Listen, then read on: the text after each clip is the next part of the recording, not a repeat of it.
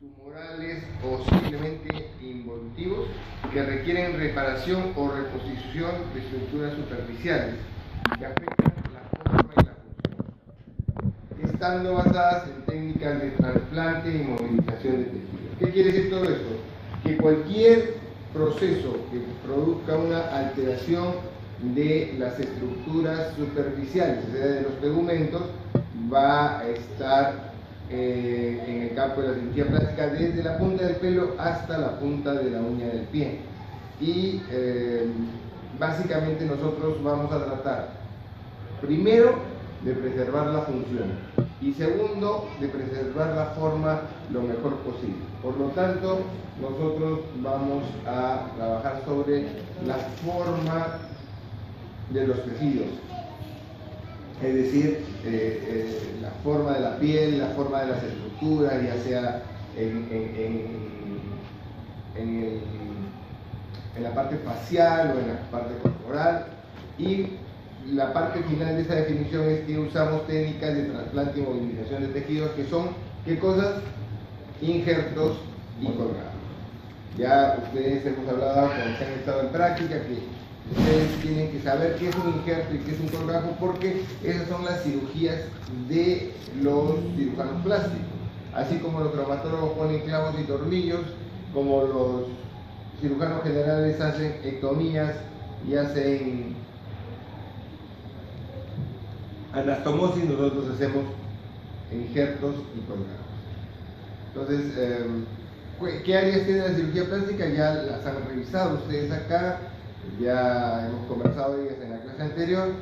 Hacemos cirugía reconstructiva, en la cual hay varias áreas, hay congénitas, hay oncológica, etc.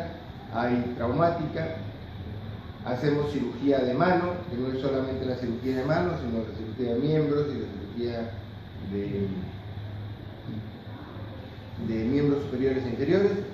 Hacemos quemados, que ustedes acá han podido ver que hacemos quemados agudos y hacemos quemados con secuelas, y las secuelas de los quemados las reconstruimos con diferentes técnicas quirúrgicas, que van de lo más simple, que puede ser una plastía, hasta lo más complejo, que puede ser la colocación de un expansor o colocación de matriz dérmica artificial. Y finalmente la cirugía estética, que es el motivo de esta clase, en la cual vamos a ver varios tipos de cirugías, las más importantes cirugías que se hacen en cirugía estética, qué pueden ofrecer, cuándo están indicadas, etc.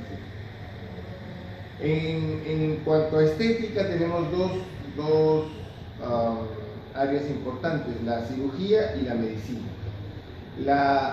Pero para hablar de cirugía estética, lo importante no es qué procedimiento se va a hacer, sino en qué está basado la toma de decisiones para realizar determinado procedimiento.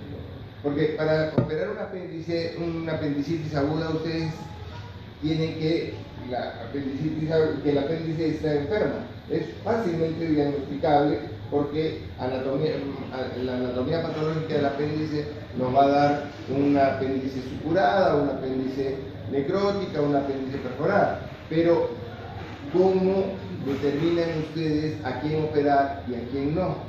¿Cuál es el porcentaje de éxito que van a ofrecerle a este paciente? ¿Vale la pena operarlo? ¿Dónde entran las expectativas de cada paciente?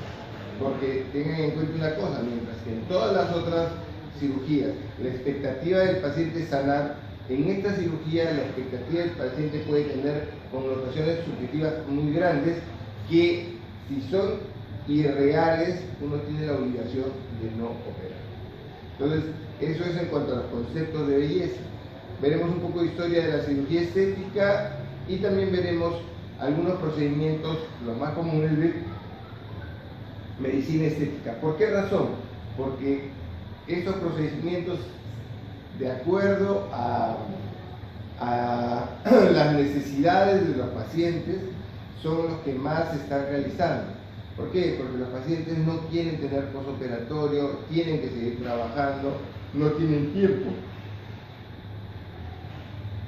No tienen tiempo, y en muchos casos tienen temor a la cirugía, porque han habido casos de resultados adversos, porque han habido casos de morbilidad, de mortalidad. Entonces hay un grupo de pacientes, un gran grupo de pacientes que no quiere hacer cirugía, que prefiere hacer procedimientos menores como los de medicina.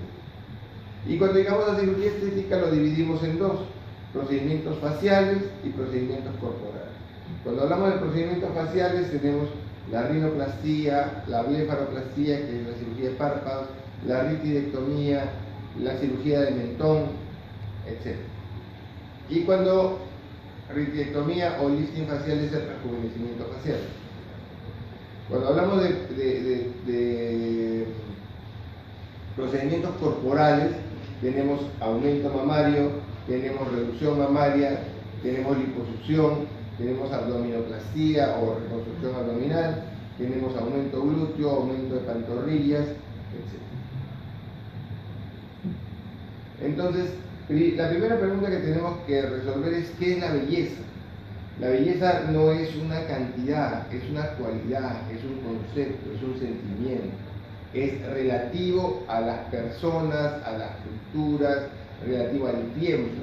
No todos los conceptos de belleza han sido siempre iguales. La belleza es una percepción que está en relación al individuo, al grupo social, a la raza, a la época, etc. No es lo mismo un patrón de belleza en África que en Asia, que en Europa o que en Latinoamérica. Entonces, cada uno tiene su propio patrón de belleza. Y tiene que ver mucho con sus patrones culturales. Hoy en día también existen conceptos que toman la belleza como un capital, así como hay capital económico, capital social, capital político, el capital humano, que es el capital nuestro, el conocimiento que tenemos cada uno de nosotros. Hay conceptos hoy en día que lo denominan el capital erótico. Eso lo vamos a ver un poco más adelante en un libro en torno a eso, que es un libro muy detallado, en el cual dice que el siglo XXI es el siglo de la belleza, del capital erótico. Y si gustan, les pueden dar una ley, es el capital erótico de Katherine Hans. Está en internet. La belleza, como les decía, es una percepción, y para probarlo podemos ver diferentes patrones de belleza. Por ejemplo, un ejemplo clásico es las mujeres de cuello de jirafa padún de Asia. Su característica de belleza es su cuello largo, y entonces se ponen anillos para hacer crecer el cuello. En la cultura paracas se ponían vendas y maderas para hacer que la cabeza sea más larga. En la cultura cipán se ponían orejeras y boqueras para que las orejas sean más largas, y nariceras para que las narices sean más largas. En la China a las mujeres les vendan los pies para que tengan pies pequeños, y eso es algo muy, muy sensual para ellos. Entonces, el capital de la belleza de Katherine Hans no dice que la belleza sea la belleza con la que naces. La belleza es un atractivo y va a depender mucho de lo que inviertas en desarrollarlo. No solamente es la belleza física, incluye la elegancia en el vestir, el acierto en el peinado, el sentido del humor, las habilidades interpersonales, el carisma que puede tener cada persona, y eso se puede desarrollar. Inclusive el maquillaje, etcétera, son herramientas que van a poder mejorar ese capital humano que es la belleza. Y entonces acá tienen ustedes algunos ejemplos. Las mujeres padún, para los que nunca han oído hablar de la cultura padún, son del sudeste asiático y usan esos anillos para tener los cuellos de jirafa. Ahí hay una obra que todos ustedes deben conocer, que es una obra de Leonardo que está en el Museo del Louvre en París, que se llama la Gioconda o la Mona Lisa. Si ustedes se dan cuenta, probablemente no tengan los patrones de belleza actuales, es regordeta, El cabello es bien pegado a ella. En la realidad, como patrón de belleza actual creo que no sería muy significativo, pero en esa época era un patrón de belleza. Como en el tiempo del Renacimiento también la belleza estaba en torno a las mujeres regordetas. Acuérdense los cuadros de Rembrandt, marcan una característica de lo que llamaba la atención especialmente. Y bueno, este es el David de Miguel Ángel, que está ¿en dónde? Está en Florencia, en el Museo de la Academia, y mide aproximadamente unos 4 metros de altura, y hay un montón, en todo Florencia hay un montón de esculturas de Miguel Ángel, y todas están brillantes siempre, ¿no?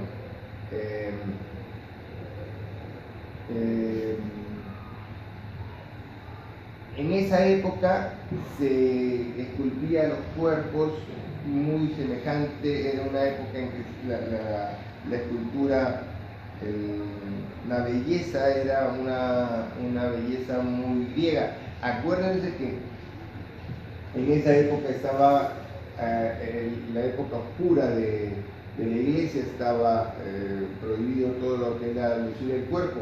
Entonces, por esa razón se hacían los cuerpos con gran influencia griega, y los genitales se hacían muy pequeñitos, casi genitales prepúberes, con el objeto de que la iglesia no los sancionara, ¿no? Y la última figura es de una actriz de los años 60, que se llamaba 60-70, que se llamaba Audrey Hepburn. ¿Y por qué la traigo a colación? Porque es una de las mujeres más bellas del mundo en una época en que no había ni Photoshop ni había siliconas. O sea, ella no tenía cirugías, esa era ella realmente.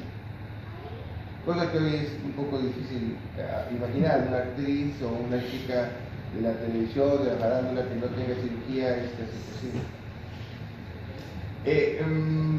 Para definir lo que era la belleza, en el tercer cuarto del siglo V, los griegos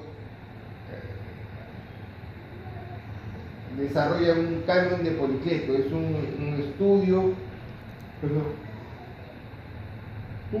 de las proporciones ideales en el cuerpo humano, buscando la belleza en la armonía. Este es un concepto que ustedes tienen que manejar. La belleza es la armonía entre el todo y las partes. Por lo tanto, ustedes pueden encontrar belleza en cualquier ser humano. Solamente hay que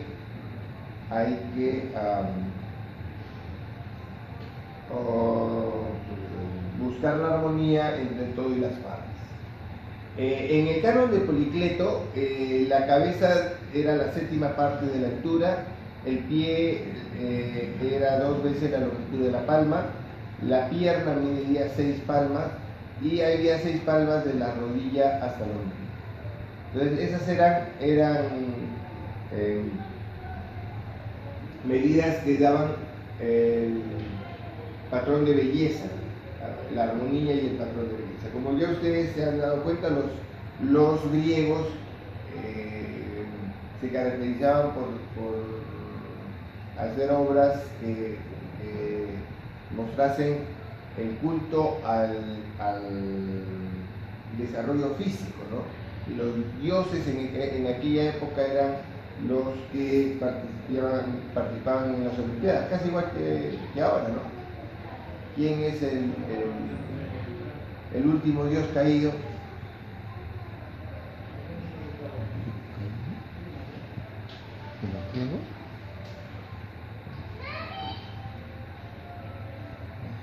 En las Olimpiadas, ¿quién es el último dios caído? Usain Bolt, ¿no? Durante 3 Olimpiadas fue el hombre más rápido del mundo.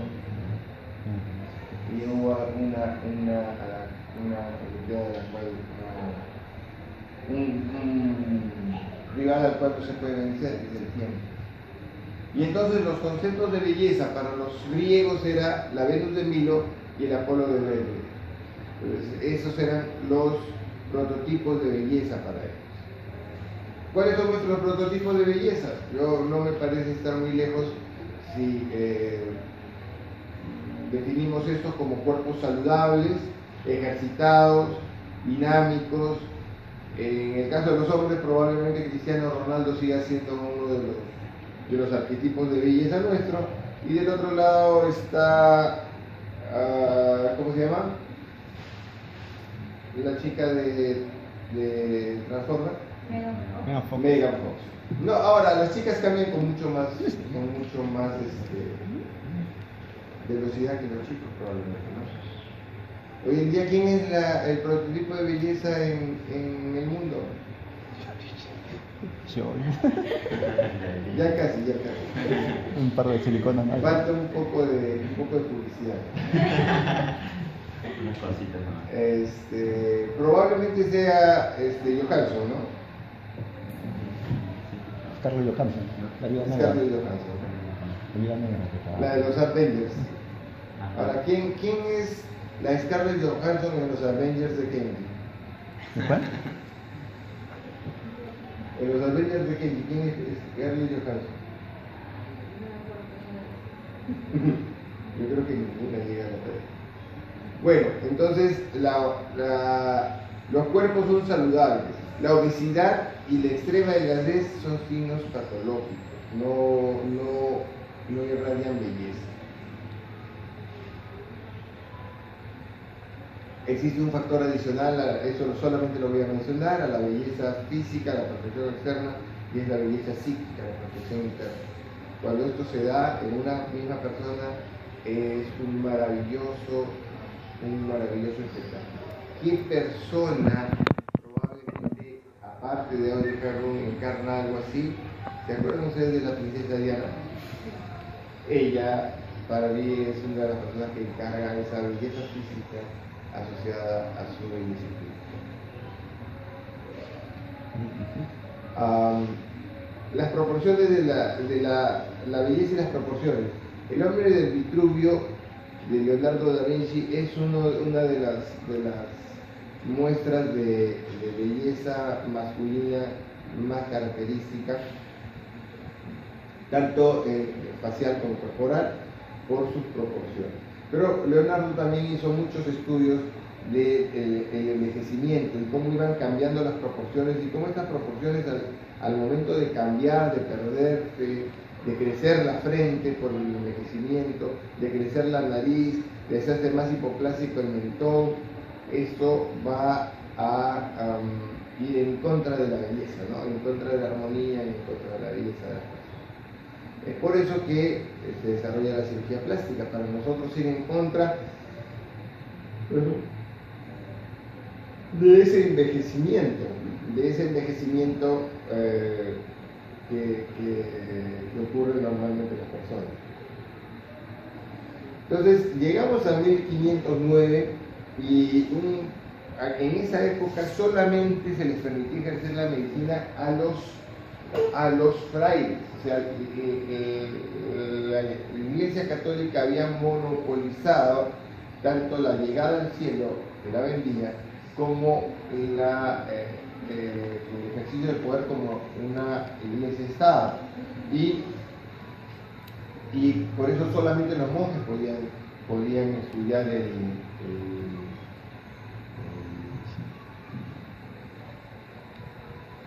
estudiar medicina.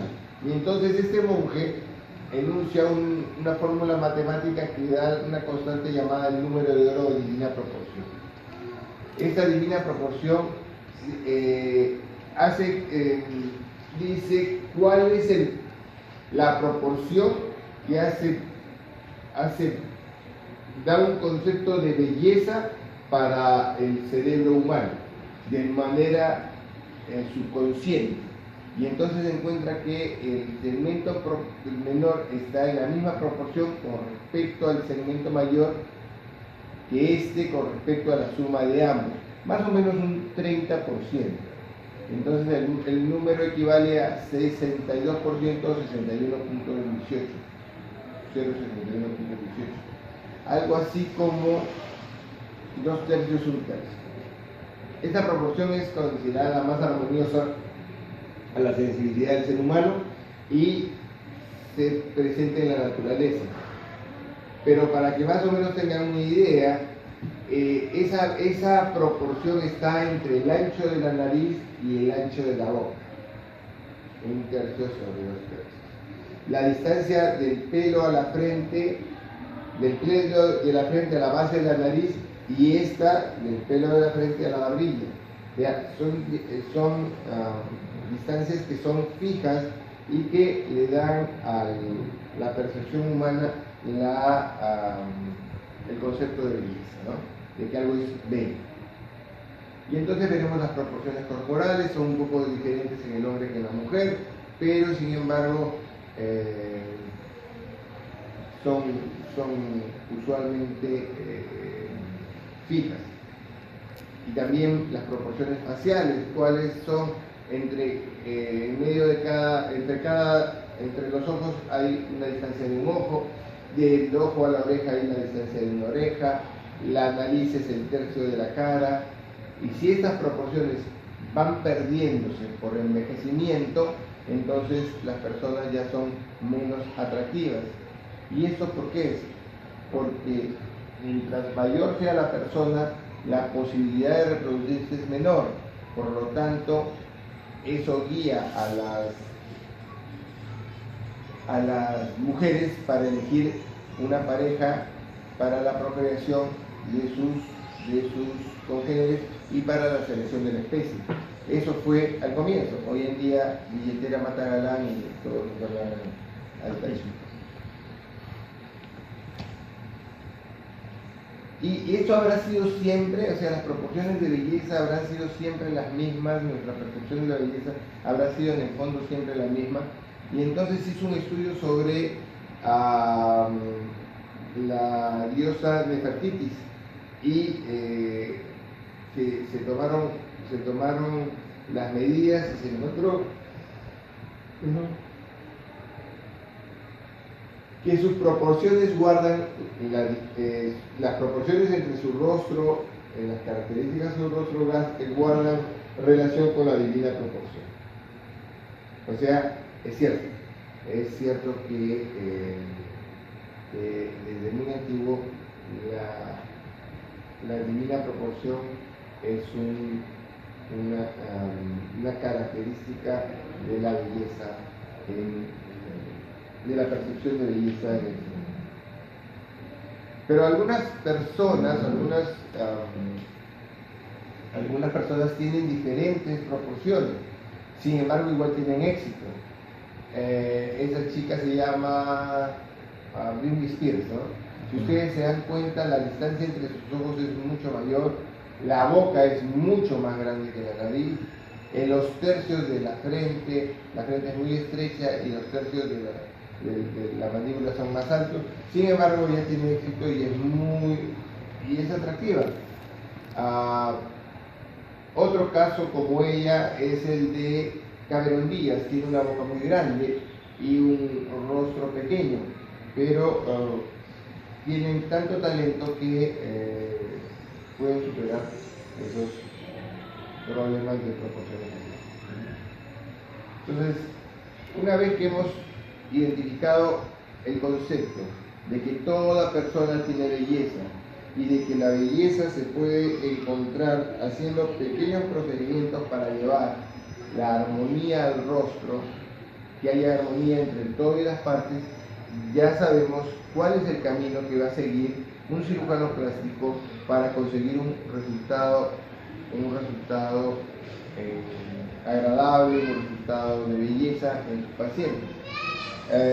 Si nosotros tenemos una paciente que viene por una rinoplastía y es una paciente de origen aymara, tiene una cara muy ancha, y si me dice que ella tiene una nariz como Britney Spears, una nariz anglosajona, ¿Ustedes creen que sería una buena decisión hacerle una nariz así? Claro, porque se va a perder en su cara. Y cuando nosotros, la cirugía plástica hoy en día tiene la virtud de conseguir un resultado que se vea natural. Ningún resultado artificial, esas lipos radicales que no dejan un poquito de grasa, esas no se ven naturales, se pinzan en los costados y la gente se da cuenta que ese paciente ha recibido cirugía. No es un resultado natural, no es nuestro objetivo. El objetivo es que alguien la vea a la paciente y diga, me han hecho algo de no sé qué, pero está más bonito. Pero no decir, ella tiene una rinoplastía, o ella se ha operado los párpados, o ella se ha operado la cara, y por eso, porque los resultados no naturales no son agradables. Entonces, ahora pasamos un poco a rendir homenaje a la historia. Siempre es bueno recordar la historia. Primero, ¿qué somos? Los cirujanos plásticos vienen del vocablo griego chirurgiki, que es mano, obra, o obra con la mano, y plásticos, que es modelar. O sea, somos los cirujanos los que hacen cirugía para modelar el cuerpo, la forma. En 1798, de Sol empleó por primera vez el término plástica. En 1838, o sea 40 años después, en 6 popularizó el término en un tratado de cirugía plástica en Alemania, y la existencia de la cirugía plástica se remonta al tratamiento de heridas y de males congénitos.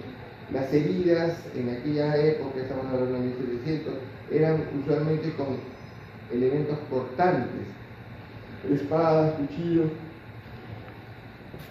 etc. Y esas heridas no las quería curar nadie, entonces fueron siendo patrimonio de los cirujanos plásticos.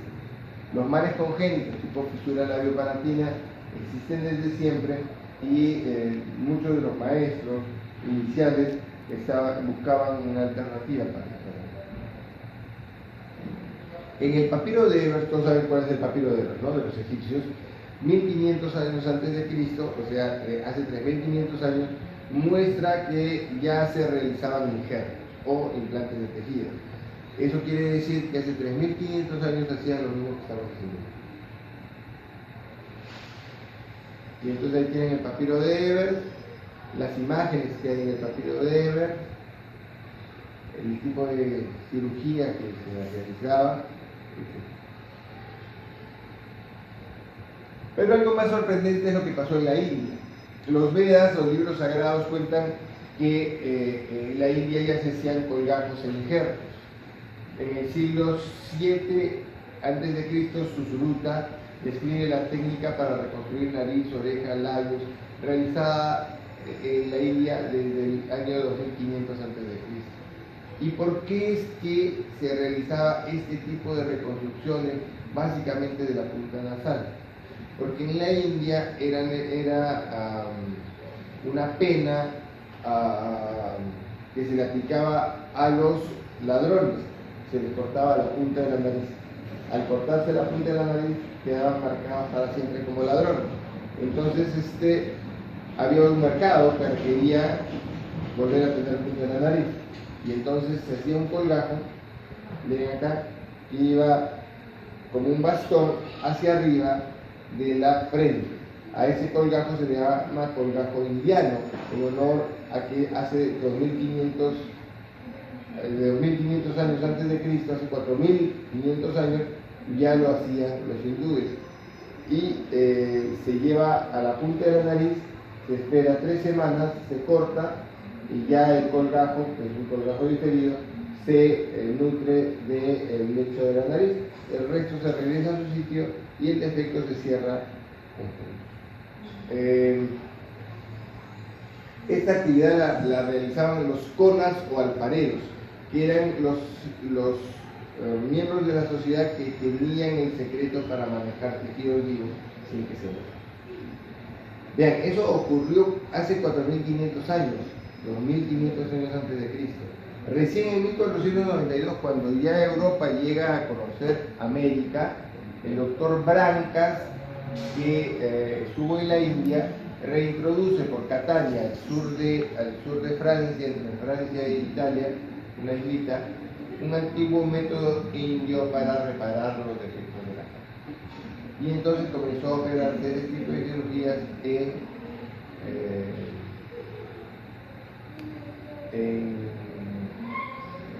Europa.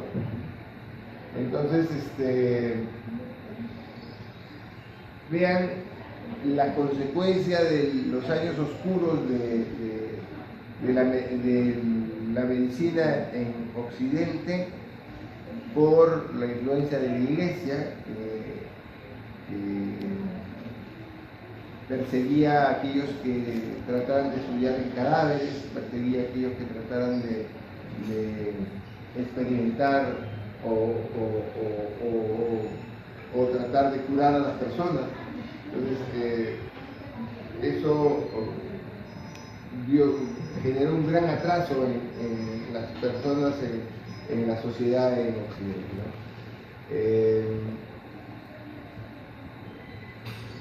Ahora lean el médico y van a encontrar mucha información de qué es lo que pasaba en aquellos años, en 1100, en 1200, en Europa.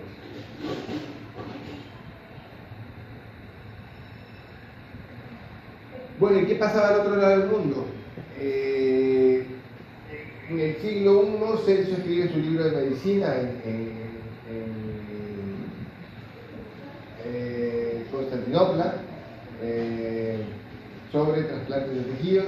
Galeno en el siglo I y II da instrucciones de cómo curar los defectos de la cara. Y este es un corte importante. En la Edad Media, en el siglo XIII, el Papa Inocencio III prohíbe la práctica de las operaciones quirúrgicas. Esas solo podían ser realizadas por monjes o no debían ser realizadas. O sea, si alguien le da una apendicitis, se muere. La cultura árabe destacó porque en esos años, en el siglo XI,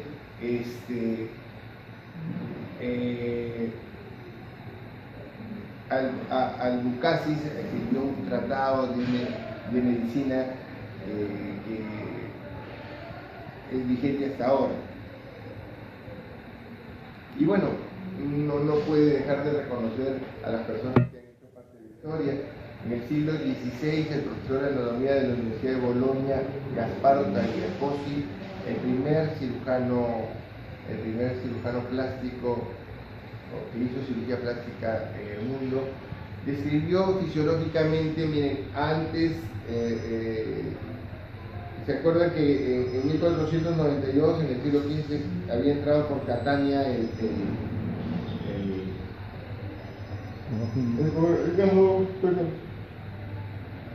el colgajo indiano? Bueno, Gasparo Tagliacosi estudió cómo poder hacer un colgajo para punta en la nariz en cadáveres. En las noches iba y estudiaba los cadáveres de los muertos ahí en el hospital donde él trabajaba. Y describió un colgajo que era así, porque levantaba la piel del lateral del brazo y acá esto lo ponía en un arnés para que no se mueva por 3 semanas, lo cortaba y recuperaba. ¿Y por qué habían tantas heridas en la nariz? Acuérdense que en el siglo XV, XVI, los árabes estaban en Europa y las cruzadas estaban tratando de echarlos. Entonces, las peleas eran con espadas y las espadas lo que más cortaban con más facilidad eran las punteras. Bueno, como vieron que él describió esto y se dieron cuenta que había estado estudiando cadáveres, lo acusaron de prácticas diabólicas y lo condenaron a la hoguera. Salió del hospital, lo persiguieron. Él es el primer héroe de la cirugía plástica. Ahí tienen el arnés para para poder hacer que estos chicos, estos muchachos recuperen su nivel. Esto es Bolonia, la Universidad de Bolonia, y este es su decisión. Siempre hay que recibir un homenaje a los universitarios. Bueno, y ahora vamos a ver cuál es la definición de cirugía estética. Según la AMA en 1989, la cirugía estética es la que se realiza para remodelar las estructuras normales del cuerpo con el fin de mejorar la apariencia del paciente y su autoestima. ¿Qué obra es esa? La Venus. La Venus, ¿sí? Nació El nacimiento de Venus, ¿de quién? De Botticelli, está en Firenze, que es Florencia, en el Museo de los Uffizi. Yo la vi el año pasado. Fui hasta allá para ver esa obra. Para ver esa obra, para ver el David, para ver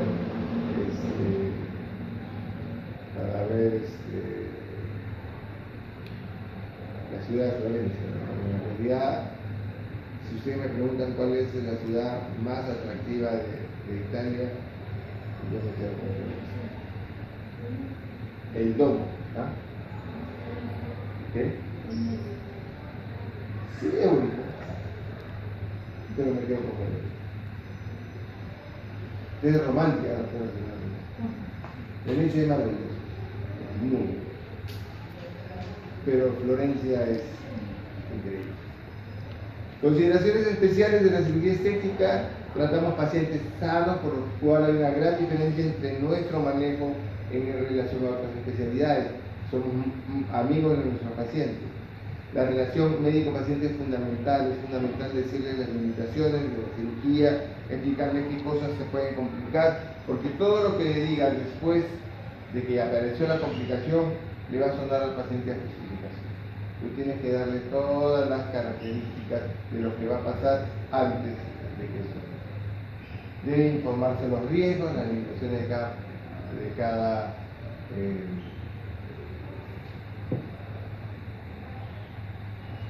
procedimiento.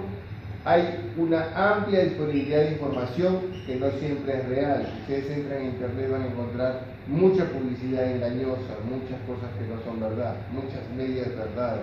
Esto, en lugar de ser bueno, es malo, porque genera expectativas irreales muchas veces.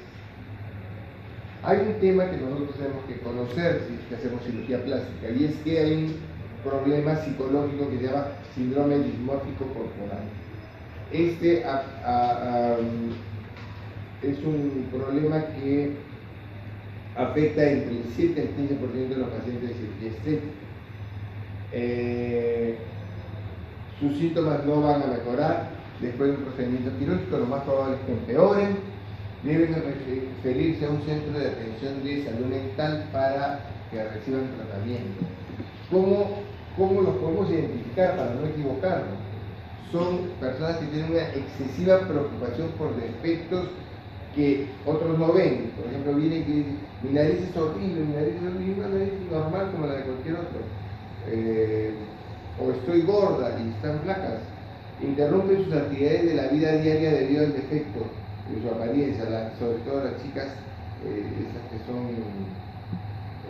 que no comen, ¿no? Son anorésicas o bulímicas. Describe el detalle al cirujano cómo debe hacer el procedimiento. Tienes que levantarme la punta, ponerme un poste, ponerme un cartílago acá. Eso es una mala señal. Y la otra es que vienen siempre con una revista y sale ahí y dicen: bueno, yo quiero ser así.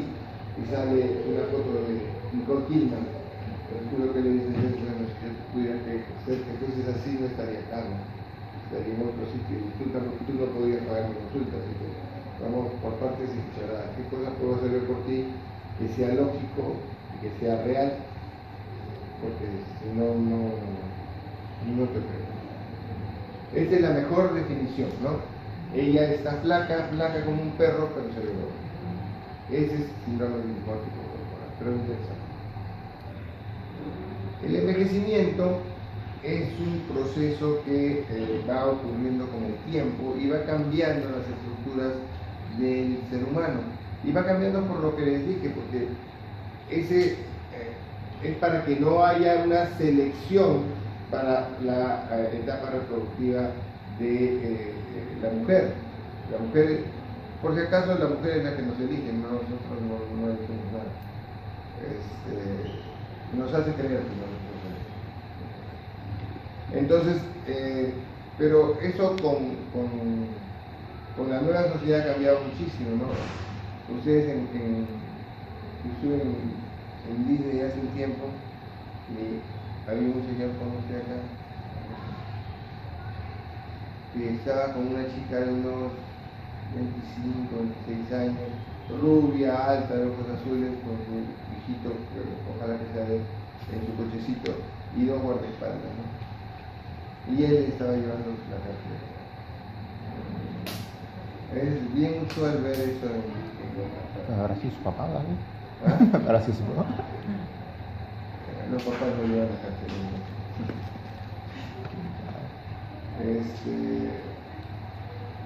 O el abuelo.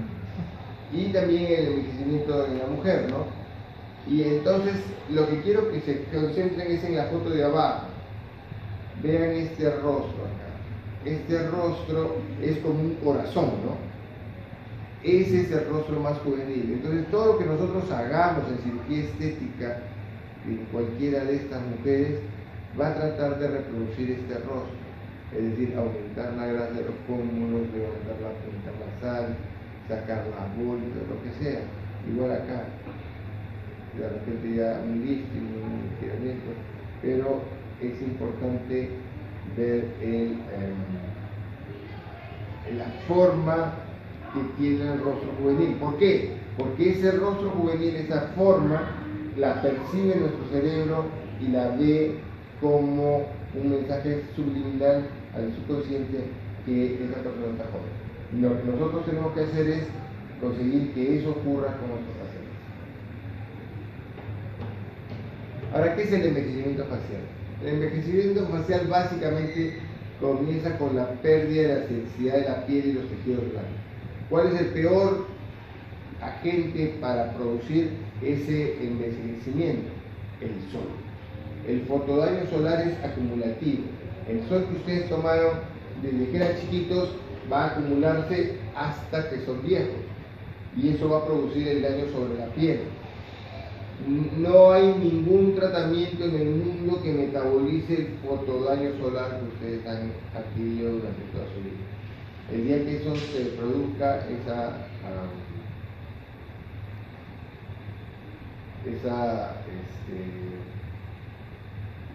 droga va a ser la más vendida en el mundo. ¿Por qué? Porque vas a poder retardar el envejecimiento de la piel. Y el envejecimiento de la piel se da como falta de elasticidad. No sé si han notado en pacientes ya más grandes, sus abuelitas, sus tías, que la piel comienza a caerse y comienza a sobrarles piel, etc. Otro de los factores para el envejecimiento de la facial es la reabsorción de la grasa.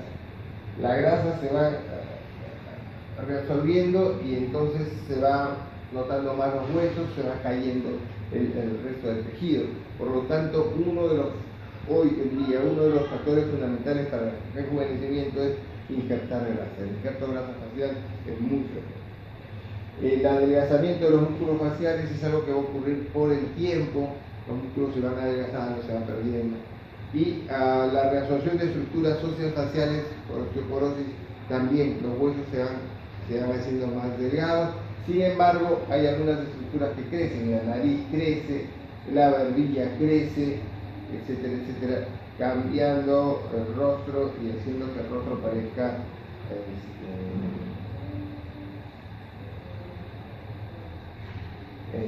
un rostro de bruja. Además, al perder la armonía entre todo y las partes, se hace menos atractivo. Pero la cirugía plástica también tiene, entre otras cosas, el problema de los excesos. Todo exceso es malo, excepto el de gratitud. Si ustedes son gratos con las personas que los han ayudado, eso puede ser excesivamente grato. Pero todos los demás excesos son malos. Entonces ahí tenemos esta chica tan guapa de joven que se pone tanto sustancia de colágeno o ácido hialurónico en los labios que se deformen y aparece un travesti, ¿no? Ahora, en la misma línea, esta chica que era preciosa, ahora aparece un guasón. Se parece un poco, ¿saben a quién? A Sushi Díaz. Y se ha puesto unos prótesis de 400, ¿no? Lo único que puede dar eso es pena, ¿no? Y el ejemplo más característico de exceso de cirugía es Michael Jackson, ¿no? En la realidad, al final termina con una nariz cadavérica por la cantidad de cirugías que se deben hacer.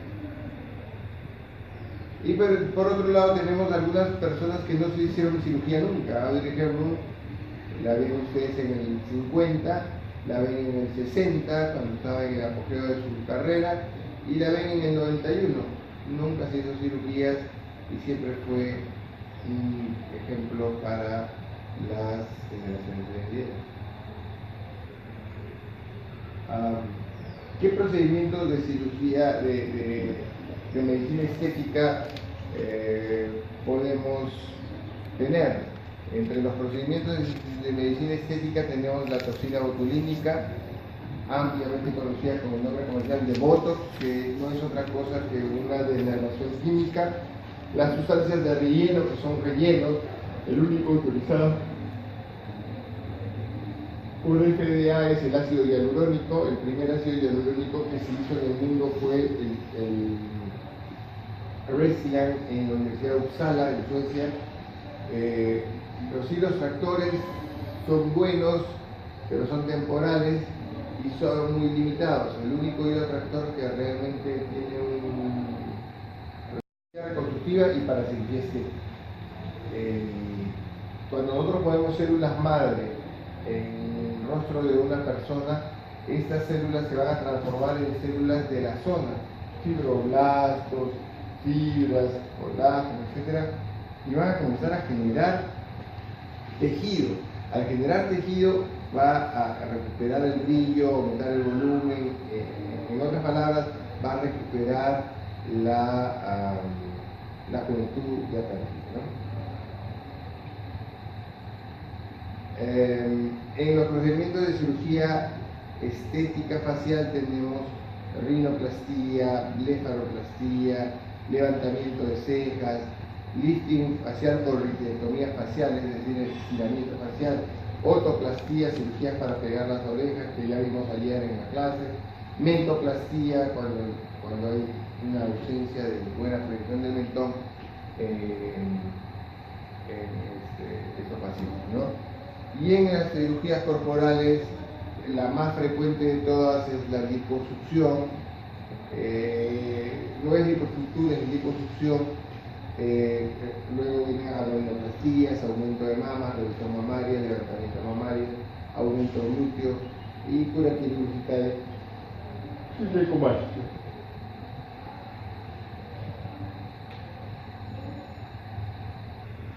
Bueno, vamos a hacer una revisión bien rápida sobre todos esos procedimientos. Las fotos son muy importantes. El ácido hialurónico es una molécula que se genera en nuestro cuerpo, tiene un entrelazado, un crosslink de divinilsulfona que tiene la particularidad de cargar en cada molécula 6 moléculas de agua. Esto le hidrata el tejido y le da volumen. Pero lo más interesante es que al ir perdiendo cada uno de los 6 carbonos de agua, no pierde el volumen hasta que llega el último carbono. Y cuando pierde la molécula de agua, el último carbono, todo se pierde todo el volumen donde estaba teniendo. Entonces hay que volver a colocar. Entonces se entiende, ¿no? Es con la pérdida de las moléculas de agua que se produce, es por las moléculas de agua que se produce la corrección. Cuando nosotros usamos ácido hialurónico, la corrección es al 100% y la corrección siempre va a depender de la cantidad utilizada. Cuando ponemos el ácido hialurónico, usualmente tenemos que poner anestesia, o hoy en día tenemos ácidos hialurónicos que vienen ya con anestesia. O sea, la aguja está recubierta de anestésico y el producto también. Entonces el paciente no le duele. Entonces acá tenemos un surco. ¿Dónde se usan estas sustancias de relleno? Básicamente en el tercio inferior de la cara, donde hay surcos dinámicos y surcos estáticos. Ese es un surco estático, hay un surco que se nota en el rostro, y ustedes pueden poner su sustancia en la base para llenar el surco con ácido hialurónico.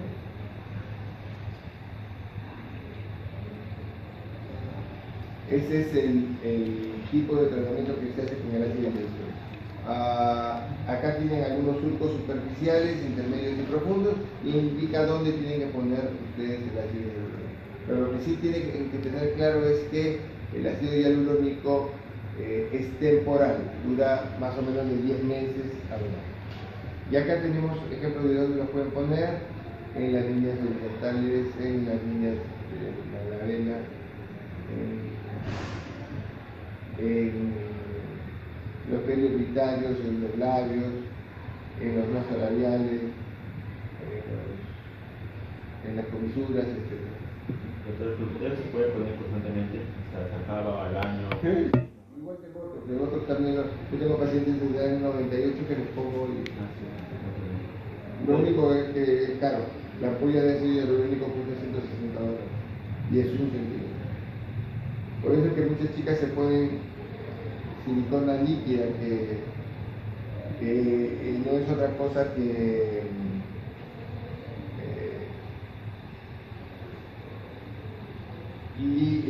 líquido de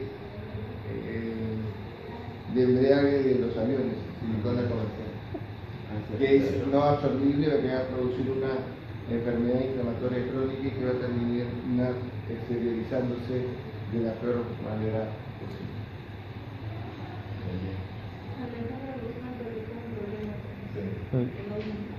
Pero a pesar de eso, siguen poniéndose, a pesar de las consecuencias. Pues, sí, lo que pasa es que es el precio, 40 soles, 50 soles, 100 soles.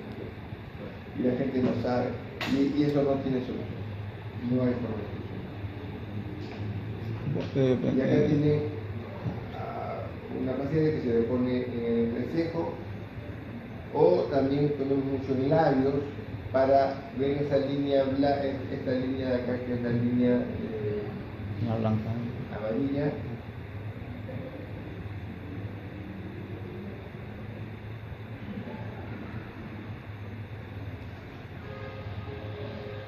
Esos son unos labios, mejoran bastante.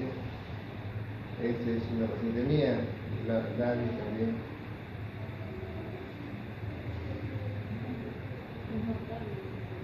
¿Ah?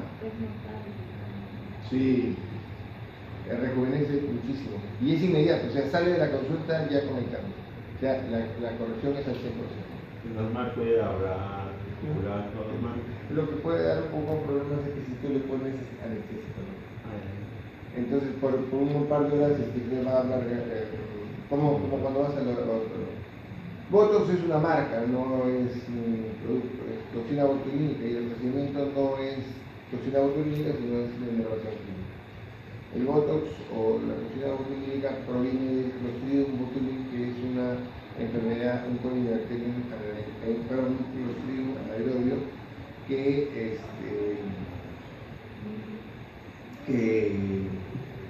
producía la enfermedad de las salchichas, ¿se acuerdan?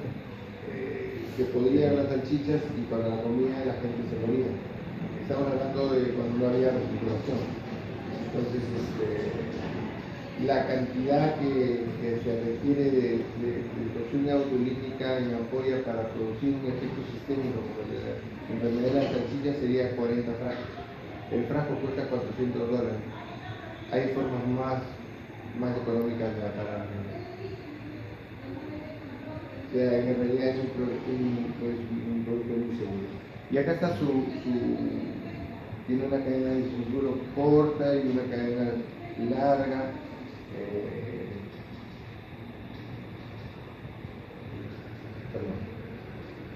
Y eso se desprende y la cadena, una de las cadenas abre la membrana y la otra actúa sobre las vesículas de acetilcolina. De tal manera que para siempre queda destruida la capacidad de ese axón de poder activar la placa neuronal. Pero como el ser humano es un ser vivo y está amputada esa vesícula, emite pseudopodos y crea una nueva vesícula, por eso que duran 4 meses más o menos los tratamientos de toxina botulínica. Una cosa importante es la cadena de frío. Hay que seguir una cadena de frío estricta porque si no el producto se malogra. Se tiene que tener una refrigeradora. El laboratorio dice que dura 3 días, en la realidad yo he puesto toxina botulínica después de 3 semanas y sigue teniendo un buen efecto. Yo creo que son cosas de marketing para engañar a los medios. Y acá están los efectos. En el entrecejo, vean, antes y después, en las patitas de gallo, antes y después, y en la frente, antes y después. Acá también, antes y después. Antes, después, antes. Eso incluye una parte muscular, ¿no, doctor? Actúa en la patita. No tiene que ser comentario. Los hilos tractores, como ya les dije, solamente los recomendamos plenamente en la cola de la ceja, porque van muy bien. Pero también se puede poner en la cara, se puede poner en las manos, se puede poner en los brazos, se puede poner en cualquier parte, pero los resultados son más conservadores. En esta chica se le pusieron hilo tractor porque tenía acá, ven como un poquito caído, se le puso el hilo tractor y conseguimos una sonrisa más bonita.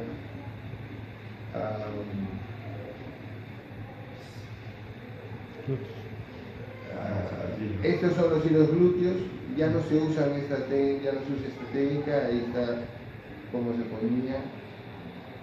Y como resultado, hoy en día usamos unos hilos glúteos que son 4, ya no solo son 4 y van hacia la línea media. ¿Por qué? Porque tienen mejor sustentación. El injerto graso facial más blefaroplastía. En esta paciente ustedes ven un lado y ven el otro y parece que se hubiera hecho una cirugía. Y no, se ha hecho su cirugía facial y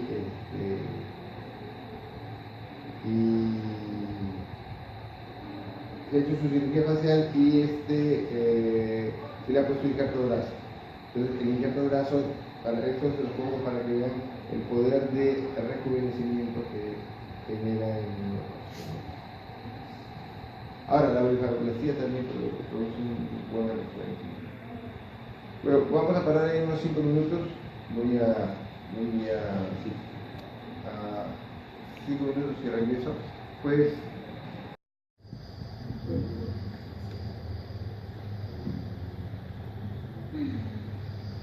¿Ya? ¿Todo bien? Para ver si nos vamos rápido. Entonces, ahora vamos a ver cirugía. Comenzaremos con cirugías faciales. La blefaroplastia es la cirugía de los párpados. Los párpados, este es el párpado superior,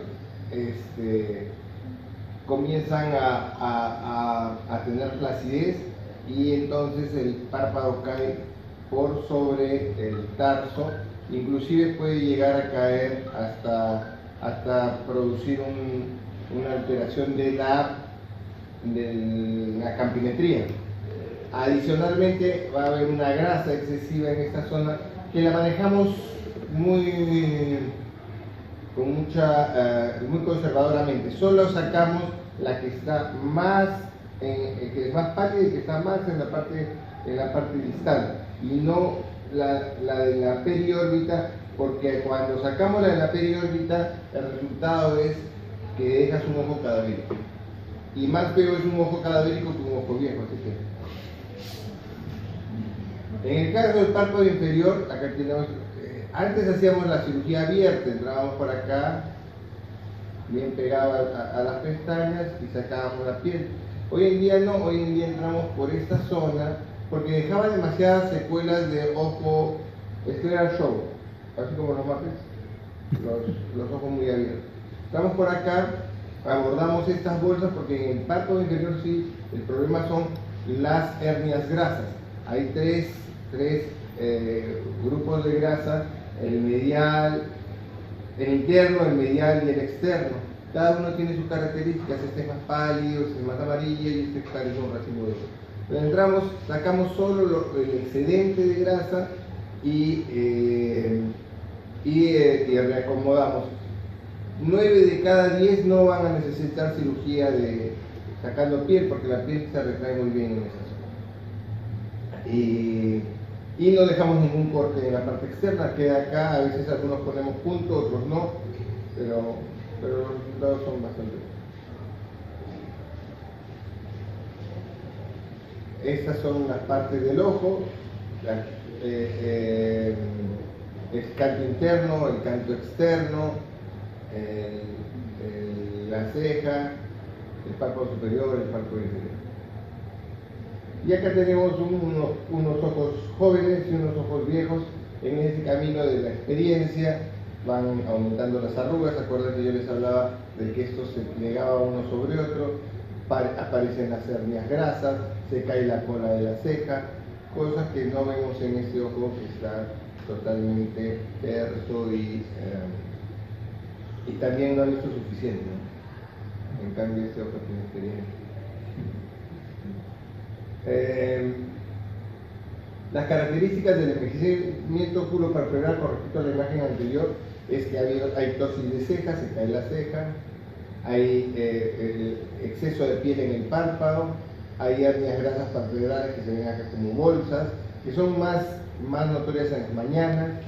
Hay deformidad del surco lagrimal porque toda esta grasa cae y entonces es un signo de envejecimiento. Y se deforma la unión del párpado con la mejilla, así que sería bueno poner un poco de grasa acá también, adicionalmente a eso.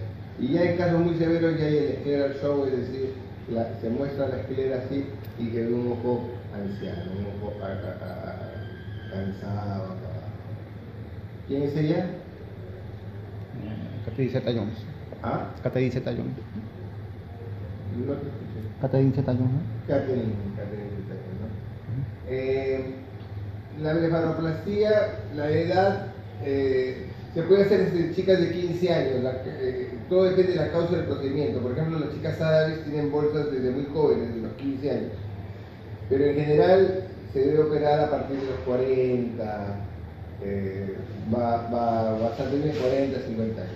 Se puede operar con anestesia local más sedación, se puede operar con anestesia general también. La duración es de 30 minutos a 1 hora, de repente un poquito más. La hospitalización no requiere hospitalización y en realidad pueden regresar a trabajar a los 5 días y los puntos se van a sacar a los 7 días. Acá tienen otro resultado, antes y después, vean cómo cambia la mirada de la paciente. La ptosis de las cejas es cuando la ceja se cae, y yo les había dicho que es una de las mejores indicaciones para poner hilos tractores, ¿no? Entonces el hilo tractor va muy bien en la ptosis de las cejas. Antes había una cirugía horrorosa que se cortaba acá y se cortaba un rosal de piel para poder subir la ceja, ya no se hace.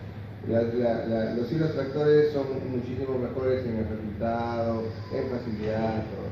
Hay otro defecto en la zona palpebral que es el pliegue lagrimal. A medida que envejecemos se movilizan los tejidos y queda un surco acá. Ese surco es difícil de trabajar y yo recomiendo poner sustancia de relleno. Es rápido, es fácil y vean cómo cambia la paciente de una. Se dan cuenta cómo el surco envejece muchísimo.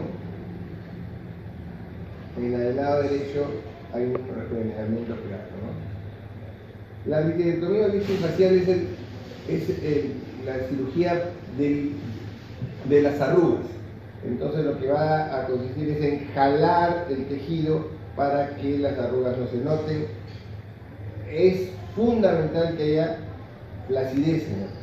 Si no hay flacidez, pregunta examen, no se puede hacer un lifting facial. Entonces va desde reposicionar la frente, en el caso de que sea necesario que tenga demasiadas arrugas, etc.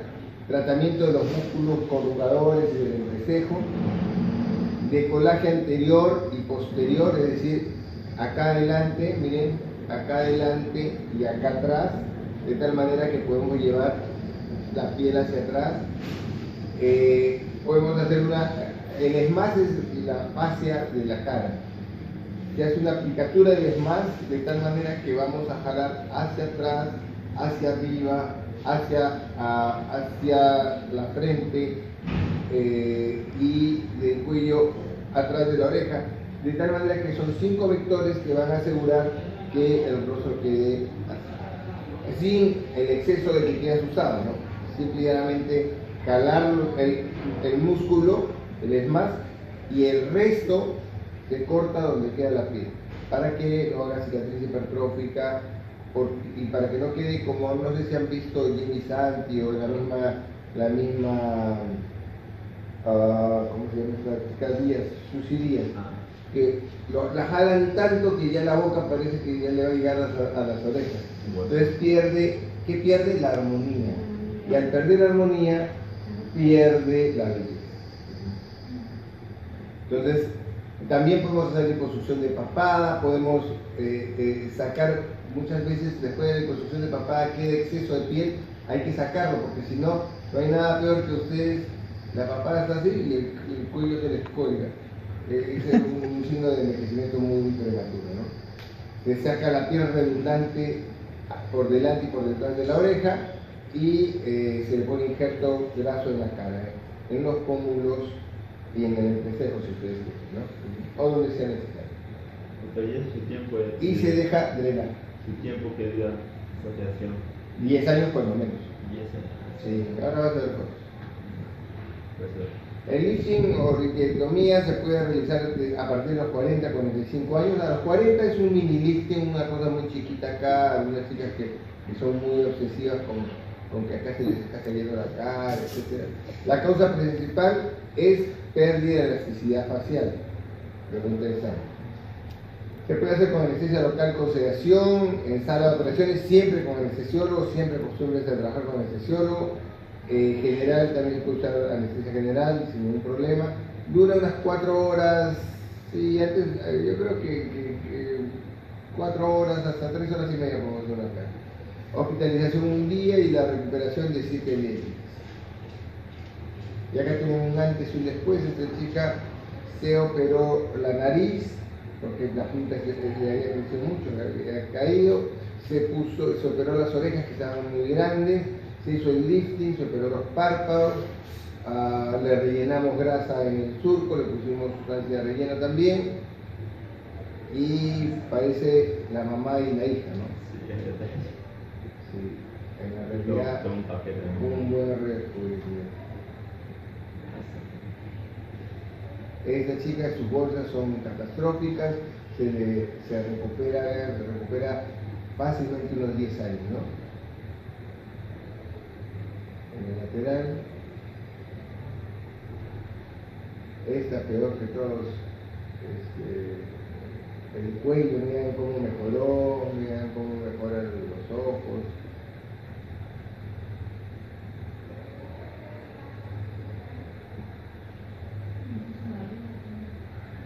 ¿Ah? La rino ya se le había realizado. Espera, no, los párpados ya se los había realizado, la rino se lo hicimos. La rinocelicina, tiene razón. Rinoplastía. La rinoplastía es una cirugía del centro de la cara, produce un gran cambio en el rostro. Hay que hablar con la paciente para prepararla para ese cambio. La edad, a partir de los 15 años o 16 años, si es que alguien de 15 años, 16 años quiere hacerse esta cirugía, es bueno pedir una radiografía de mano izquierda para ver si todos los núcleos óseos ya han emergido.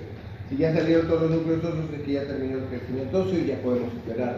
Nunca operar antes de que haya terminado el crecimiento. La anestesia puede ser local, con sedación, con anestesiólogo, la duración de 1 a 2 horas, depende si se asocia con una cirugía funcional, que es la del septum, es decir, si tiene el septum desviado, se lo va a tomar unos 15 o 20 minutos. Hospitalización no requiere, salvo que se haya hecho un tabique muy óseo y cartilaginoso, no requiere hospitalización, y la recuperación es en 7 días para el retiro del yeso. La rinoplastía se basa en el manejo de las proporciones. ¿Qué cosas se modifican? El dorso se trata de poner recto, ya no son bonitas las narices de antes que eran así excavadas y se iban hacia arriba, eso no, la nariz debe ser natural, debe la gente pensar que era su misma nariz, o sea, tiene que ser muy ligada a las características raciales que tenga la paciente o el paciente. La punta nasal siempre tiene que ser 1 milímetro por encima del dorso, los alares deben ser simétricos y no deben ser muy anchos. Si es que son muy anchos hay que sacarle las cúpulas, y las cúpulas cartílagos se puede usar para la punta. El ángulo nasolabial y frontonasal tiene sus indicaciones. El nasolabial en hombres es de 90, es decir, nariz recta, en mujeres es de 105, es decir, la nariz siempre de abajo. Si ustedes hacen una nariz de mujer a un hombre, pues lo van a meter en problemas, ¿no? Porque se va a ver muy femenino. La columela, es bueno que la columela esté alargada. Las osteotomías, las narices normalmente son anchas, se tiene que hacer una fractura después de haber bajado el dorso porque hay que volver a cerrar la nariz. La nariz es una pirámide. Cuando ustedes liman se queda como una pirámide de trunca. No se puede cerrar eso así, tienen que fracturarla para volver a crear la nariz. En las latinoamericanas trabajamos el depresor de la punta, que es muy fuerte para que no nos jale la punta, y el septum se trabaja cuando está desviado. Algunos ejemplos: esta chica tenía una nariz bien globulosa, se le puso un cartílago y se le levantó la punta. Igual en la lateral se nota muchísimo más el cambio. Esta chiquita también tenía punta globulosa, se levantó la punta. Vean cómo el levantamiento de punta influye bastante, hasta parece que fuera más joven. Y el dorso recto y la punta bien proyectada. La liposucción es una cirugía que se hace generalmente a partir de los 18 años, porque antes son muy jóvenes y honestamente no colaboran. Se hace con anestesia local, puede ser para lipos pequeñas, puede ser epidural o general. Siempre hagan las operaciones siempre con un anestesiólogo. La duración puede ser de 1 a 4 horas, puede requerir hospitalización por 1 día, y la recuperación es de 3 a 10 días. Se recomienda ultrasonido y masajes de drenaje linfático a partir del 7º día. Esta chiquita se iba a casar, no estaba mal, pero como se iba a casar quería ser la novia y entrar en el vestido y todo lo demás. Entonces se le hizo una lipo y la grasa que sacó se le colocó en los glúteos. Vean cómo se afinó el cuerpo, quedó muy bonita. Y siempre fue la novia. Y ahí ven cómo se le injertó grasa en el glúteo, ¿no? Y mejora la proyección del glúteo. ¿Ah? También con los brazos. Ah, sí. ¿Cómo? Tiene buen ojo. A ver, bueno, el injerto o el lipofilling glúteo es bien frecuente todas las latinoamericanas lo quieren, las europeas no les llama tanto la atención. Hay cartografía en glúteo,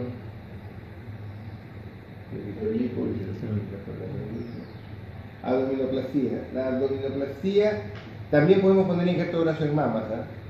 Y va bien. Hoy en día con las mamografías digitales ya no hay posibilidad de que se confundan entre un cáncer y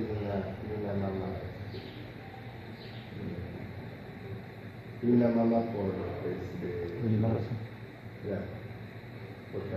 Entre un injerto de brazo, calcificación grasa, o una calcificación por oncología.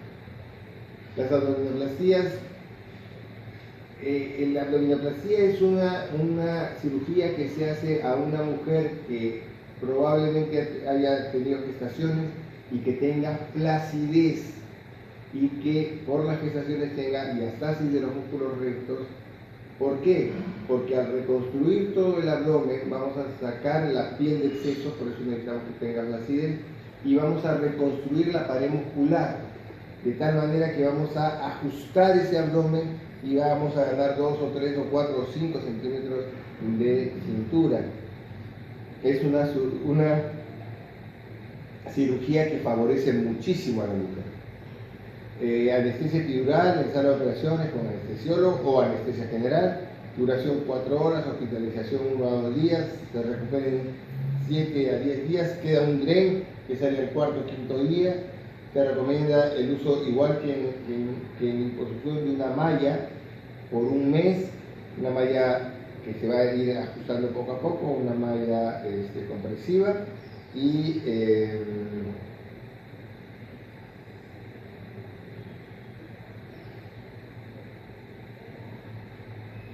también va a ser masajes, 12 sesiones de masajes de drenaje linfático durante el próximo mes para ayudar a drenar el líquido que va a quedar, porque los linfáticos no van a estar funcionando. Es una cirugía espectacular. Nosotros operamos una paciente que era una chica guapa, pero había tenido 3 embarazos, y entonces se operó. También se hizo los párpados y también se puso un implante. Y ella trabajaba en una compañía de seguros de en Rivera Navarrete, entonces el esposo siempre pasaba a recogerla. Y ya había pasado como 15, 20 días de que ya se había reintegrado a trabajar, y entonces el esposo le dice: muy apurado, mejor sal, cruza la pista y yo te recojo ahí. Dice que bajó, se paró para esperar a su esposo, y le pararon como 3 carros. Se metió de nuevo a su trabajo, porque la mujer tiene que estar preparada a que esas cosas van a poder ocurrir, porque como ya está subida de peso, como ya tiene hijos, como ya su psicología no está preparada para verse tan atractiva, ¿no? Y en realidad la abdominoplastia es espectacular, ¿no? Entonces tiene anestesia epidural, dura entre 4 y 5 horas porque se hace una lipo de espalda. O sea, vean, nosotros si jalamos una tela, vamos a jalar esto, pero se va a hinchar. Entonces siempre tiene que ir la abdominoplastia ligada a una liposucción de espalda, para que el cuerpo quede mejor. Entonces son 4 o 5 horas que nos demoramos. Nuestro tope para no tener tantas complicaciones son 5 horas y media. Si nosotros nos demoramos menos de 5 horas y media, estamos dentro del rango de complicaciones normal. Si nos demoramos 6 horas, aumentan las complicaciones. Generalmente se hospitaliza 1 o 2 días, recuerden que 10 días y eso ya no me enfermo. Ahora veamos unos casos. Pues se quita, se hizo una lipodermo con un nuevo ombligo, se hace un nuevo ombligo, se aplica. Vean cómo se nota la aplicatura de los músculos rectos anteriores, porque esa cintura está espectacular, ¿no? La parte de atrás, se pone un poquito de gas en el glúteo. La cicatriz es grande, sí, pero mejora, vean, a los 6 meses mejora bastante. bastante. Y el día de la operación es que le pintan como el surro pegario para que la cicatriz quede debajo de la rodilla. Las mujeres jóvenes se operan para desvestirse, porque se van a poner una tanga, se van a poner una ropa escotada, un torcito, etc. Las mujeres con un poquito más de edad ya se operan para vestirse. No les interesa tanto si tienen la cicatriz, si es que ganan, por ejemplo, una buena forma para ponerse una ropa bonita. Ahora, ahí ya ven que hay muchísimo menos problemas con la cicatriz, ¿no? Y en la playa, las mujeres o se sientan o se echan, o se echan o se paran, pero nunca están sentadas, porque es horroroso. Entonces, con esta cirugía sí consiguen que puede estar sentada sin ningún problema. Sí, pues para ellas que se le ve un rolito es medio complicado. Se hacen complicaciones de todo. Nosotros los hombres no. Fácil. No es problema. El lifting glúteo es una cirugía que nunca he hecho, pero es una cirugía que está descrita. Y sobre todo se hace en esas personas que se hacen cirugía bariátrica, en ellos sobre todo, porque bajan tanto de peso que no hay forma de compensar. Y es una lipodermo, una dermo, pero de 360 grados. O sea, le sacas la piel que sobra adelante y le sacas la piel que sobra. Mira, en esa chica yo realmente más bonito estaba su tatuaje, no veo que haya mejorado demasiado. Mamoplastia de aumento. Nunca se habla de los de 18 años porque las chicas no lo entienden muy bien. La anestesia puede ser local, con sedación, puede ser general, puede ser peridural. La duración de 1 hora y media a 2 horas no requiere hospitalización, se recupera en 3 a 5 días, hay que evitar el esfuerzo de los brazos por 14 días y va a usar un brasier especial formador. Yo pongo vendas por 2 o 3 días y de ahí le pongo el formador por un mes. Es así como de la malla de la licra, de la malla de sangre. Perdón, de la malla elástica. De la malla elástica que usan para la lipo, la misma fibra es para la mama. Y entonces le agarran los costados y deja que la prótesis caiga hacia adelante. Y tiene como una banda que la agarras con pega aquí para que baje la... Porque cuando termina la cirugía, las mamas quedan altas, porque tiene tendencia a subirse. El bolsillo todavía no está bien hecho, en la parte de abajo es más resistente, etc. Entonces con eso tú lo que haces es posicionar. Hay que hacerse masajes, automasajes desde el día 7, van al consultorio a los 7 días que sacamos los puntos y comenzamos a hacerle masajes y enseñar cómo tiene que masajearse para que se incorpore bien la mano. Es la parte más divertida de indicaciones es para hipomastia, es decir, o nunca creció la mama hipotrofia, o nunca creció la mama hipoplasia, o creció la mama y después se redujo hipotrofia, que es como cuando van de lactar. Tosis leves de menos de 1 centímetro pueden mejorar bastante con una prótesis, y anomalías de la mama como la mama tuberosa, que es esa mama como triángulo que tienen algunas chiquitas, entonces ahí o también el síndrome de Podan, que es cuando las niñas nacen sin la mama y sin el músculo pectoral, entonces hay que ponerles la prótesis. También en algunos casos simetrizar una reconstrucción mamaria que podría hacerse, podría requerir hacerse, no es frecuente. La historia de los es bueno recordarla porque está llena de algunas pautas, está lleno de algunas hechos lamentables, ¿no? El implante actual, los implantes que ahora tenemos fueron diseñados por Cronin en 1963 y luego que se pusieron muchos implantes, salió un estudio en Estados Unidos que los implantes producían cáncer. Ese estudio fue fabricado y fue solamente para destruir a Cronin. Claro, que su compañía pasó por muchos problemas, pero hoy en día sabemos que los estudios que se hicieron en esa época fueron falsos. Los implantes no están ligados a cáncer, de silicona. Hoy en día sí pueden escuchar ustedes que hay un tipo de implante, los implantes utilizados, que pueden tener una relación con un cáncer, que es el cáncer a células gigantes, pero que ese cáncer es un cáncer a la cápsula que hace el cuerpo para aislar el implante, y el tratamiento es retiro de la cápsula y retiro del implante, y que con eso es suficiente.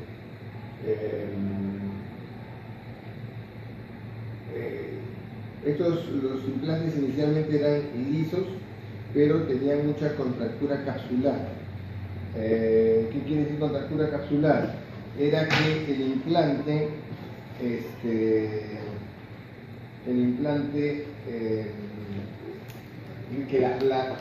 hacía una reacción con el cuerpo y se producía un endurecimiento de la mama. Entonces, en esa época los implantes lisos que estaban debajo de la glándula, 30% hacían cápsula. O sea, 3 de cada 10 pacientes. Entonces, era inmanejable. Entonces, se crearon los implantes texturizados, que los pasaban por un baño de sal, y aparentemente ese baño de sal es el que produce esta relación, no es causa directa, pero produce esta relación con estos linfomas células gigantes. Entonces aparecieron los implantes texturizados y eso bajó a un 3% las contracturas capsulares. Y luego salieron los microtexturizados que se mantienen más o menos entre 1 y 3%. Hay aproximadamente más de 1 millón de implantes colocados en el mundo. ¿Dónde se colocan más implantes en el mundo? ¿Cuál es el país que más implantes coloca en el mundo? China. Segundo Brasil. ¿Ah? No, porque son ¿cuántos son? 1.700 millones de chinos. Siempre van a ganar. Brasil solamente tiene 180 millones de gente, Estados Unidos 250, los chinos tienen 1.500, 1.700 millones. Ahí no hay forma, los chinos siempre van a ganar. En la década del 70 se relacionó con cáncer. El objetivo es aumentar la proyección de la mama y mejorar el contorno de la pared. Cuando aparecieron los reportes de cáncer por mamas, cáncer por implante mamario, entonces se realizaron en Estados Unidos, se prohibieron los implantes de silicona y se hicieron implantes de suero salino, es decir, que se inflaban con cloruro de sodio. Pero estos se desinflaban un poco, las tasas de desinflación eran altas, eran irregulares, dio demasiados problemas. Y ya en 1987 aparecieron los implantes texturizados y en el 98 más o menos, o 2000, aparecen los implantes microtexturizados, que son los que hoy día más usan. Ahora, según los implantes mamarios pueden ser de volumen fijo, como todos los implantes que ponemos para mama, o pueden ser expansores. Eso los usamos ya sea para colon o ya sea para cáncer mamario. Entonces se puede poner un implante. Según su envoltura externa, los implantes pueden ser lisos, texturizados o microtexturizados, ya les dije. Los lisos solamente se pueden usar poner debajo del músculo, mientras que los texturizados son, o microtexturizados son buenos para, o los texturizados son buenos para debajo de la glándula, y los microtexturizados los puedes poner en cualquiera de los dos lados. Según su forma pueden ser redondos, que es mucho más fácil trabajarlos, o anatómicos, que generalmente se usan para problemas de reconstrucción por cáncer. Y el contenido de la gran mayoría de los implantes hoy en día es de especie de silicona, es mucho más natural, tiene mucho mejor. Ahora, ¿dónde puede ponerse el implante? Ven acá. O puede ponerse debajo de la glándula, levanta la glándula y está por encima del músculo, o puede abrirse el músculo y ponerse debajo del músculo, exactamente encima de la costilla.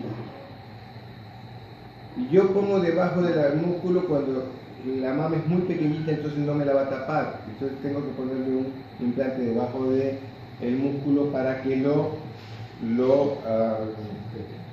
cubra, porque si no se va a ver como una pelota de fútbol, como una pelota y no es natural.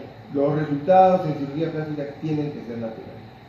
¿Por dónde puedo poner un implante? Lo puedo poner periareolar, lo puedo poner submamario, o sea, en incisión, o puedo ponerlo axilar. Hay algunos reportes con la paroscópica umbilical. No, es solamente anecdótico. Entonces acá revisamos, los implantes pueden ser por la vía periareolar, por el surco submamario o por la axila. Y las ubicaciones es debajo de la glándula, debajo de la fascia, y acá hay una tercera que es la que yo hago, que me dura unos 20-25 minutos más, y que es la subfacial. Es decir, lo pongo debajo de una fascia que me permita que el implante esté más fijo y no se esté moviendo demasiado. Vamos a ver algunos casos. Este es un subfacial. Otro, ese es lo que yo quiero que tenga esta caída como una gota, y este lado, cuando yo le decía, el contorno del tórax es importante.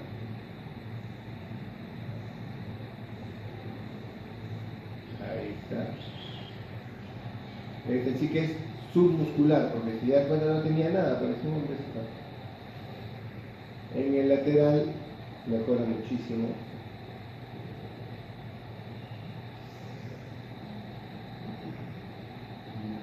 La reducción mamaria es un procedimiento matemático porque tiene sus puntos y tiene sus medidas.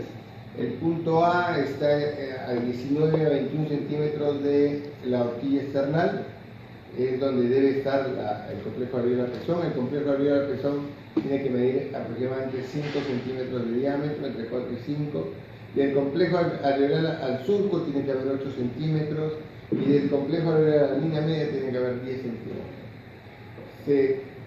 Bueno, es una cirugía más o menos compleja, se desepiteliza un cono en la parte inferior, si es que lo vamos a hacer a película superior, se saca todo ese tejido mamario y los dos pilares que quedan acá se cierran y se cubren completo. Entonces queda una incisión en T invertida si es que la reducción ha sido grande, y una vertical si es que la reducción no ha sido grande. El bolsillo submuscular, hoy en día las reducciones mamarias se llaman reducción más aumento. ¿Y por qué? Porque si se dan cuenta, la mama está caída. Entonces en el polo superior no hay que la proyecte. Entonces metemos un implante para proyectar el polo superior y cerramos abajo. Entonces se hace un bolsillo submuscular y se pone el implante ahí, y luego se cierran los pilares mamarios y se eleva y se va a elevar un poco el surco normal. Se deja drenaje. ¿Cuáles son las indicaciones? Pueden ser físicas, dolor de cuello, dolor de espalda, tensión de brasier, dolor de mamas, o psicológicas, vergüenza, sentimiento de falta de atractivo físico, no pueden salir a correr, que todo el mundo, nadie les mira los ojos, pérdida de atractivo sexual, etcétera, etcétera, etcétera. pero, y ahí tienen los parámetros para poder operarla. Siempre, si se sale de los parámetros, les va a quedar. Y ahí tienen unas más caídas, unas menos caídas. Acá tienen otras. En este lado de acá ven, se eleva la areola y queda una T invertida abajo, ¿se dan cuenta? Que es la piel que se hace acá.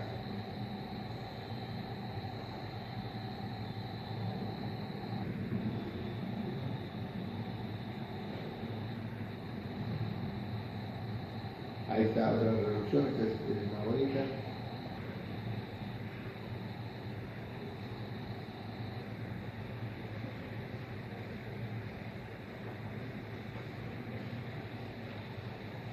Finalmente, aumento glúteo de pantorrillas, siempre a la edad de 18 años. La anestesia puede ser epidural, pero yo prefiero la general con anestesiólogo en sala de operaciones. La duración de un implante glúteo es unas 2 horas, la de un implante para pantorrillas 1 hora y media. Tiempo de recuperación 7 días a 10 días. Eso hay que evitar que la paciente se ponga en decúbito, se debe dormir boca abajo para evitar comprimir el implante. Y también hay que hacer una lipo de los costados para que cuando pongan el implante se note más levantado. En realidad el implante glúteo tiene un muy buen resultado. Yo no sería tan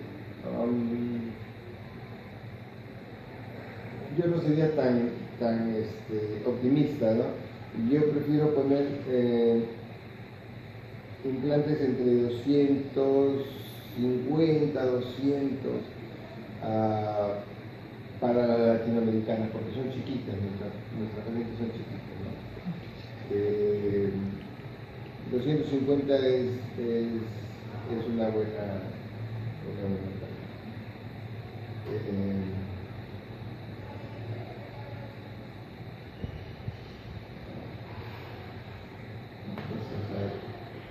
y ahí tienen cómo se coloca el implante. Tienen una incisión, se hace unos 5 centímetros por encima del margen anal. Ustedes marcan el punto A, es hasta donde va a llegar tu incisión, o donde puede llegar tu incisión, de pie, y cuando se echa la paciente se van a dar cuenta que tienen un muy buen juego para poder meter una prótesis por 5 a 7 centímetros de incisión. Entra una prótesis primero, la otra después, y siempre dejamos drain, y ahí es donde queda la prótesis. Vean, acá está la prótesis. Está por dentro del músculo intramuscular. No responde. Acá tienen algunas fotos.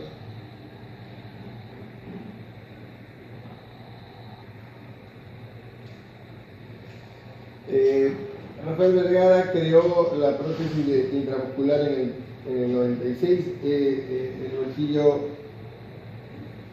es muy superficial a veces y se notan los costados, y entonces serían las prótesis tipo cuarzo, que son alargadas. Esas prótesis tienen mejor resultado. La parte más grande, más proyectada, va siempre para arriba. La prótesis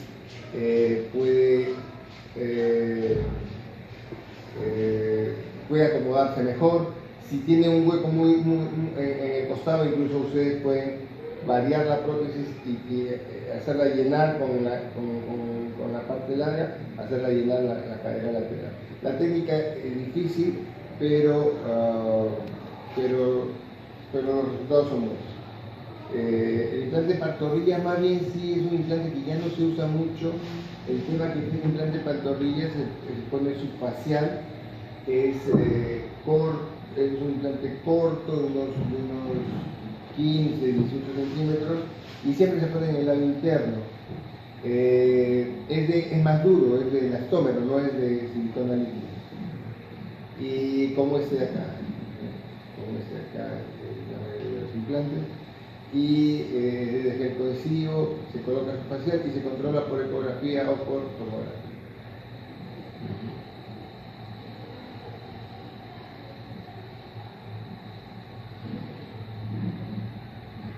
Y bueno, acá una pregunta para ustedes. Esta es la clase de los que fueron que se graduaron en el año 69. ¿Cuál de ellas fue el cirujano plástico? Siempre la de rojo. La rotita. La de rojo. Si fuera gorda el cirujano plástico estaría en el juicio. Y conmigo era ese. Claro, pues es. Gracias. Una consulta. En cuanto a la sensación de glúteo, ¿de qué músculo está? El músculo glúteo mayor. El músculo mayor y el Claro. medio. Es el mayor. Se abre Mayor. el músculo glúteo y se hace un bolsillo dentro de él para que se lo produzca. Y en cuanto al mamario, ¿cuál es la mejor técnica? ¿Entre el músculo o la subfacial? No hay mejor que Depende del caso. depende del caso. Una chica que no tenga glándula, definitivamente es mejor. Muscular. Es mejor la técnica, ¿cómo se llama eso? Oye, si quieren les doy el otro ¿Otro data?